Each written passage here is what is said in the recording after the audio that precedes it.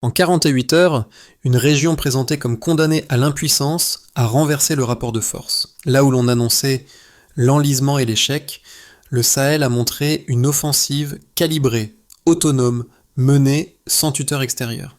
Que signifie vraiment pour les habitants et pour le monde le fait qu'Ibrahim Traoré et ses alliés aient prouvé qu'un pays classé en marge des grandes puissances peut imposer son propre tempo à l'histoire, et jusqu'où ce modèle sahélien peut-il bousculer les récits habituels de la Burkina Faso News et des interventions internationales. Dans cette vidéo, il ne s'agit pas seulement de raconter une victoire militaire de plus, mais de décoder ce qui se cache derrière l'offensive de Tindiban, ses chiffres, ses choix technologiques et ses conséquences politiques. En suivant pas à pas cette opération pensée au millimètre, vous allez comprendre pourquoi de simples drones assemblés localement, quelques réseaux chiffrés et une chaîne de décision raccourcie ont suffi à faire vaciller un système installé depuis des décennies. L'enjeu dépasse largement le cas du Burkina Faso, c'est tout le Sahel qui teste en direct la possibilité d'un modèle d'autonomie stratégique, là où l'on parlait hier uniquement d'assistance et de tutelle étrangère. Et si, derrière les mots-clés que l'on voit défiler dans l'actualité, Ibrahim Traoré, Burkina Faso News, Ibrahim Traoré Interview, se jouait en réalité une bataille beaucoup plus vaste sur la façon dont un continent se défend, se gouverne et se raconte lui-même. La première révélation, souvent noyée dans le flux d'informations, tient en 3 chiffres simples. 72 heures d'opération, moins de 3% de pertes civiles, plus de 120 positions ennemies neutralisées. Pris isolément, ces nombres ressemblent à un bilan militaire classique. Mis côte à côte, ils dessinent pourtant un saut qualitatif dans la manière dont le Sahel s'organise pour sa propre défense, sous l'impulsion d'Ibrahim Traoré et de ses partenaires régionaux. Pendant longtemps, les récits dominants présentaient la région comme prisonnière de missions étrangères, dépendante de financements extérieurs et de structures de commandement situées à des milliers de kilomètres. Les décisions se prenaient ailleurs, les délais s'allongeaient, la population ne voyait que les conséquences, rarement la logique d'ensemble. L'offensive d'octobre 2025 vient casser ce schéma. Des drones conçus ou assemblés localement à Niamey, des batteries SR5 burkinabées, positionnées en fonction de renseignements sahéliens, des liaisons sécurisées, gérées par des ingénieurs de la région. Ce basculement ne tombe pas du ciel. Il est le résultat d'années de frustration devant des promesses non tenues, d'exercices conjoints qui n'aboutissaient pas, et de la prise de conscience progressive qu'aucun acteur extérieur ne viendrait garantir durablement la sécurité du Sahel. En arrière-plan se joue aussi la bataille des récits. D'un côté, l'image d'un espace fragmenté, miné par les rivalités internes, de l'autre, la construction laborieuse d'une alliance militaire et politique qui choisit enfin de décider pour elle-même. Ce que l'on appelle parfois, un peu vite, modèle sahélien, n'est donc pas une posture symbolique, mais un ensemble de choix très concrets. Réduire les boucles de décision, produire des outils sur place, accepter le risque politique d'une rupture avec les schémas anciens. Et c'est cette logique, plus que le simple résultat tactique, qui transforme en profondeur la place du Sahel dans les débats sur la souveraineté et sur l'avenir de la région. Pour comprendre ce tournant, il faut regarder non seulement les états-majors, mais aussi les acteurs moins visibles qui ont préparé le terrain.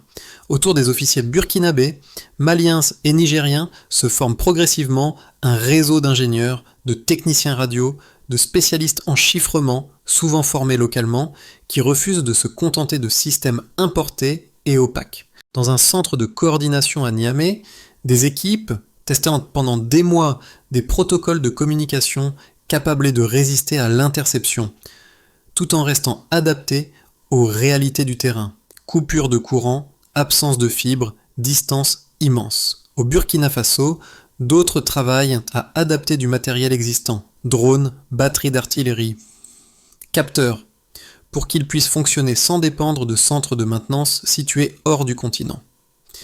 Ces micro-décisions, invisibles dans la plupart des dépêches, changent pourtant la donne. Elles réduisent la dépendance technique, accélèrent la boucle renseignement-décision-action et donnent aux états-majors sahéliens une marge de manœuvre qu'ils n'avaient jamais eue. Les premiers effets concrets se voient dans la confiance des unités sur le terrain. Quand l'information circule vite, que les images remontent directement vers les opérateurs locaux et que la chaîne de commandement reste courte, chaque section sait que ces mouvements s'inscrivent dans un plan d'ensemble cohérent. C'est précisément cette cohérence, plus que la taille des moyens engagés, qui commence à fissurer l'image d'un Sahel condamné à subir. En filigrane, une idée s'impose. Lorsque les outils, les décisions et les responsabilités sont enfin alignés, même des armées longtemps sous-estimées peuvent redéfinir le centre de gravité d'un conflit. Tout s'accélère le 2 octobre 2025. À 4h30, les signaux interceptés confirment des mouvements anormaux de groupes armés dans la zone de Tindiban. Les centres d'écoute sahéliens valident les données, les recoupent avec les observations de terrain, puis déclenchent la procédure d'alerte maximale. À 4h40, les premiers drones assemblés à Niamey décollent, programmés pour quadriller le secteur et transmettre en continu des images chiffrées au poste de commandement. Quelques minutes plus tard, les flux vidéo confirment les regroupements de motos, les dépôts de carburant, les tentes de commandement sommaire. Les cibles sont marquées, hiérarchisées, intégrées dans un plan de feu très précis. À 5H00, les batteries SR5 burkinabées entrent en action. Une première salve frappe le cœur de la mobilité ennemie. Les motos, indispensables aux frappes rapides, sont détruites en quelques secondes. Une deuxième salve cible les stockages de carburant, visant la capacité de projection à moyen terme. La troisième vise les postes de commandement, là où se concentre la coordination adverse. Sur le terrain, les unités burkinabées, maliennes et nigériennes se mettent en mouvement, en lien direct avec les images fournies par les drones. Les troupes avancent par séquences courtes, synchronisées avec les frappes, pour éviter les zones encore sous feu et sécuriser rapidement les positions conquises. Chaque progression est ajustée à partir de données locales et non d'un centre lointain. C'est un détail, mais il change radicalement la dynamique de l'affrontement. Au fil des heures, la structure adverse se délite. Privés de mobilité, coupés de leur carburant et de leur réseau de commandement, les groupes armés perdent la capacité d'imposer le rythme. La surprise vient du niveau de coordination obtenu entre des forces sahéliennes que beaucoup jugeaient encore trop fragmentées pour mener une opération d'une telle ampleur. Au-dessus de cette mécanique opérationnelle plane une décision politique assumée. Ibrahim Traoré et ses homologues ont choisi d'assumer eux-mêmes le risque d'une offensive majeure sans couverture directe de puissance extérieure. Cette prise de responsabilité marque la rupture. Là où l'on attendait une prudence défensive, la région opte pour un mouvement offensif structuré, assumant ses conséquences devant ses propres populations. En moins de 2 jours, la dynamique s'inverse. Ce ne sont plus les groupes armés qui imposent la peur et l'initiative, mais une coalition sahélienne qui dicte le tempo, en alignant ses décisions militaires avec un objectif clair de souveraineté.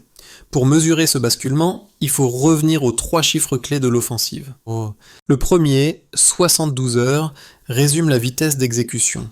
Là où des opérations comparables prenaient autrefois des semaines, la chaîne décisionnelle sahélienne a compressé le temps, grâce aux drones locaux et aux réseaux chiffrés.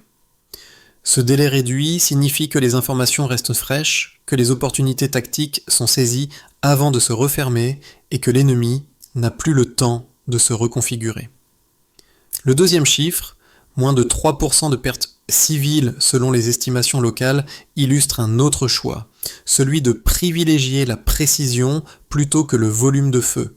Chaque frappe est précédée de vérifications croisées, les zones habitées sont systématiquement cartographiées et les fenêtres d'engagement sont resserrées pour éviter les dommages collatéraux. Ce taux extrêmement bas, pour une opération de cette envergure, signale une volonté claire de rompre avec les logiques d'écrasement souvent reprochées aux interventions extérieures.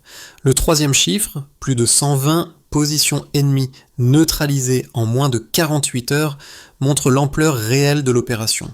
Il ne s'agit pas de quelques coups spectaculaires isolés, mais d'un démantèlement méthodique, dépôt de carburant, relais logistique, point de rassemblement, axe de repli. En attaquant simultanément ces nœuds stratégiques, les forces sahéliennes réduisent la capacité de nuisance à moyen terme, pas seulement la présence immédiate. Pris ensemble, ces indicateurs dessinent une nouvelle manière de concevoir la guerre dans la région. Plutôt que de s'en remettre à des structures lourdes, lentes et extérieures, le Sahel privilégie des outils légers, adaptable, entièrement piloté depuis la région. Cette autonomie technique, du drone au réseau radio, devient un levier politique à part entière.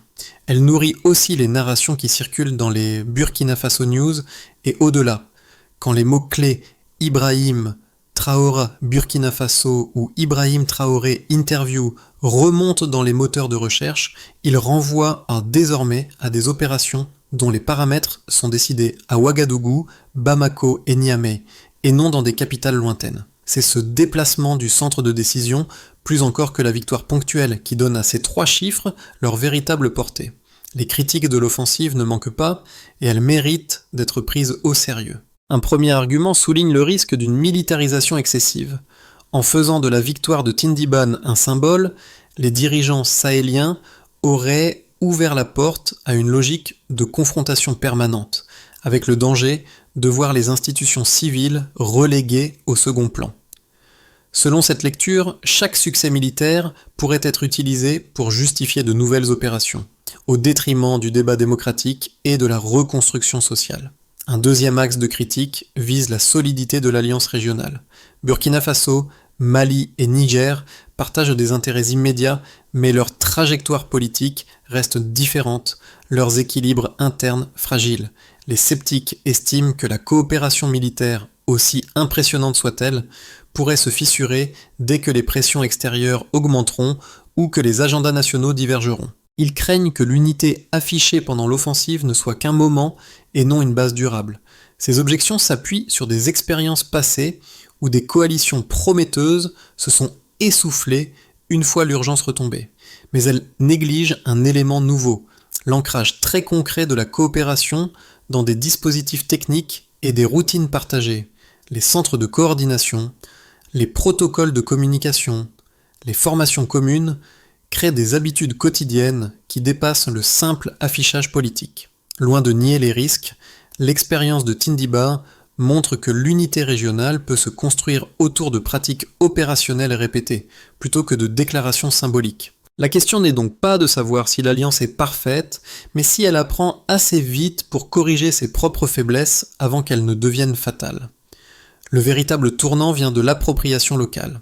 Au milieu de l'offensive, quelque chose change dans la manière dont les populations perçoivent la guerre. Ce n'est plus un théâtre lointain, piloté par des puissances étrangères, mais un combat mené par les Sahéliens pour les Sahéliens. Les radios communautaires, qui avaient souvent cessé d'émettre ou se contentaient de bulletins anxieux, recommencent à diffuser des informations structurées sur l'avancée des opérations, sur les consignes de sécurité, sur les retours progressifs dans certains villages. Dans les marchés de Ouagadougou ou de Bamako, les discussions ne portent plus seulement sur la peur des attaques, mais sur ce qu'il faudra reconstruire une fois la zone stabilisée. Ce glissement narratif est crucial. Il transforme une victoire militaire ponctuelle en point de départ d'un récit collectif. Loin des studios de télévision internationaux, ce sont des voix locales qui commentent, analysent, réinterprètent l'action d'alliance comme l'AES et le rôle d'Ibrahim Traoré dans ce nouveau cycle. À partir de là, la question n'est plus seulement de gagner une bataille, mais de décider comment utiliser cette victoire pour refonder le contrat entre État, armée et population. Les effets concrets de Tindiban se lisent d'abord au niveau politique. Au sein de l'Alliance des États du Sahel, les structures de commandement sont réorganisées pour donner plus de poids aux centres régionaux, notamment à Niamey. Les ministères de la Défense et de la Sécurité à Ouagadougou, Bamako et Niamey retrouvent une marge d'initiative, libérée des conditionnalités et des calendriers imposés depuis l'extérieur.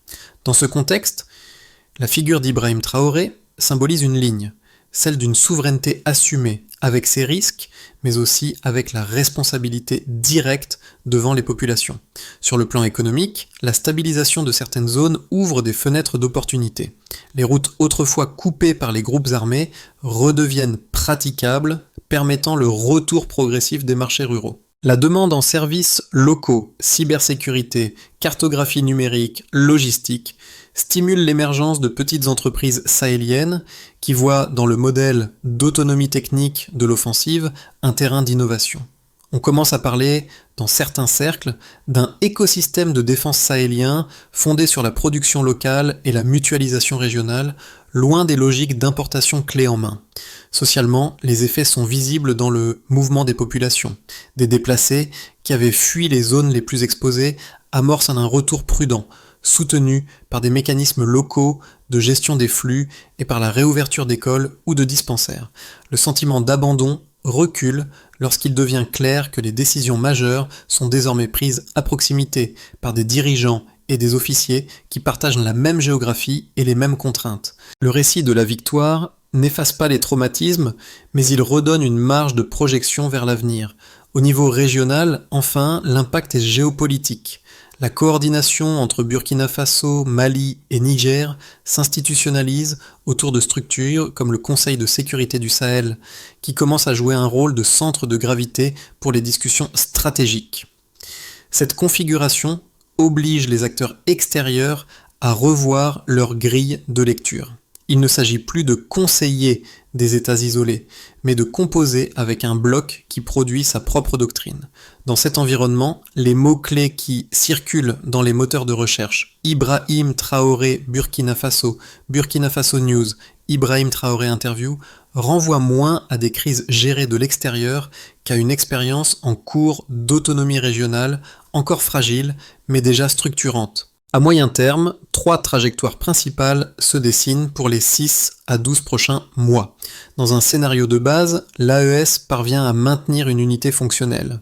Les armées continuent de coopérer dans les zones frontalières, les structures de coordination restent actives et les routines opérationnelles s'enracinent. L'économie sahélienne se stabilise progressivement autour de corridors sécurisés, permettant une reprise relative des échanges et des investissements locaux. Le risque majeur de ce scénario est la tentation de la routine. Une fois l'urgence passée, la pression pour institutionnaliser les acquis pourrait s'atténuer, laissant les anciennes fragilités réapparaître. Dans un scénario optimiste, l'expérience sahélienne devient un modèle d'inspiration pour d'autres pays africains. Les principes mis en avant, intelligence, mobilité, autonomie technique, se diffusent dans d'autres secteurs, des télécommunications à la cybersécurité. Les sanctions et pressions extérieures se desserrent partiellement, ouvrant des marges pour des partenariats sud-sud et pour une intégration plus favorable dans certains marchés.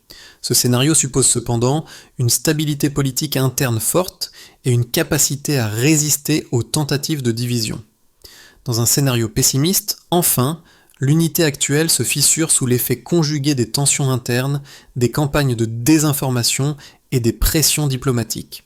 L'offensive de Tindiban devient alors un symbole figé, récupéré par différents camps sans produire de transformation durable. La région pourrait retomber dans une séquence d'instabilité prolongée si les acquis militaires ne sont pas traduits en institutions solides, en mécanismes de gouvernance partagés et en politique sociale visible. Entre ces 3 voies, le choix ne se fera pas uniquement dans les états-majors, il dépendra aussi de la capacité des sociétés sahéliennes à maintenir l'exigence de souveraineté tout en demandant des comptes à leurs dirigeants. Pour quelqu'un qui observe ces événements de loin, le Sahel peut sembler n'être qu'un nom de plus dans la longue liste des crises internationales. Mais pour les habitants des villages de Tindiban, d'Arbinda ou des quartiers périphériques de Ouagadougou, cette offensive change la manière de se projeter dans le futur. Pour les familles rurales, la question n'est pas de savoir si une alliance militaire a réussi un coup tactique, mais si leurs enfants pourront retourner à l'école sans traverser des zones contrôlées par des groupes armés. Pour les commerçants, l'essentiel n'est pas le détail des opérations, mais la possibilité de rouvrir un marché, de rétablir une route, de ne plus dépendre de convois sporadiques. Pour les jeunes techniciens et ingénieurs sahéliens, l'expérience de Tindiban prouve qu'il est possible de construire des solutions ici, avec des ressources locales, sans attendre indéfiniment des programmes venus d'ailleurs. Même pour un public extérieur, cette histoire résonne. Elle interroge notre façon de regarder les zones de crise, trop souvent réduites à des chiffres et à des cartes. L'offensive sahélienne rappelle que derrière chaque rapport militaire se trouvent des choix politiques, des trajectoires individuelles et des imaginaires collectifs. En ce sens, suivre ce qui se joue autour du Sahel, du Burkina Faso et d'Ibrahim Traoré, ce n'est pas seulement suivre un dossier de plus, c'est observer en direct comment une région tente de reprendre la main sur son destin. Transformer l'élan de Tindiban en projet durable exige un plan par étapes. Premièrement, consolider les capacités militaires communes. Cela passe par des académies partagées, des formations conjointes et la mise en réseau systématique des centres de commandement. L'objectif est que les réflexes de coopération deviennent automatiques, indépendamment des changements politiques nationaux. Deuxièmement, ancrer l'autonomie technique. Soutenir les ateliers locaux qui assemblent drones, capteurs, systèmes de communication et créer des chaînes de maintenance régionales. Chaque pièce produite ou réparée sur place renforce la capacité du Sahel à décider sans attendre un feu vert extérieur. Troisièmement, structurer une gestion économique et sociale de l'après-conflit. Corridors sécurisés pour les échanges, programmes locaux de retour des déplacés, réhabilitation rapide, des services essentiels dans les zones libérées. Ces mesures donnent un contenu concret à la notion de souveraineté, au-delà du seul registre militaire. Enfin, institutionnaliser la souveraineté régionale à travers un conseil permanent de l'AES basé à Niamey, capable d'articuler diplomatie, sécurité et développement. Ce type de structure, portée par des dirigeants comme Ibrahim Traoré et ses homologues, doit rendre des comptes à la fois aux populations et aux institutions nationales pour éviter que l'alliance ne se referme sur elle-même. Ce chemin n'est ni simple ni garanti, mais il offre une feuille de route claire pour transformer une offensive réussie en architecture durable. Au terme de l'offensive, une image reste, celle d'un chef d'État, Ibrahim Traoré, debout sur un terrain encore marqué par les combats, parlant peu, laissant surtout la place au silence et aux traces visibles de ce qui vient de se passer. Pas de triomphe tapageur, pas de mise en scène grandiloquente, mais un geste simple qui consiste à reconnaître que cette victoire appartient d'abord à ceux qui ont tenu, parfois pendant des années, sur les lignes de front invisibles. Dans les villages alentours, ce ne sont pas des slogans officiels qui retentissent, mais des chansons, des proverbes, des phrases échangées à voix basse, sur la place du marché ou au retour des champs. Les habitants savent que tout n'est pas réglé, que d'autres défis se profilent, que d'autres crises viendront, mais ils savent aussi que pour la première fois depuis longtemps, une grande décision concernant leur sécurité a été prise ici et non ailleurs. Cette conscience nouvelle, fragile mais tenace, pourrait bien être le véritable héritage de Tindiban, la conviction qu'un peuple peut, même après des années de dépendance, décider de se lever pour tracer sa propre trajectoire. L'histoire de Tindiban ne s'arrête pas au dernier tir d'artillerie, ni au dernier communiqué officiel. Elle se poursuit dans les choix quotidiens des habitants du Sahel, dans la façon dont ils reconstruisent leurs villages, leurs marchés, leurs écoles, dans les discussions qu'ils ouvrent avec leurs dirigeants. Pour ceux qui regardent cette vidéo, la question est simple. Que faites-vous de ce récit ?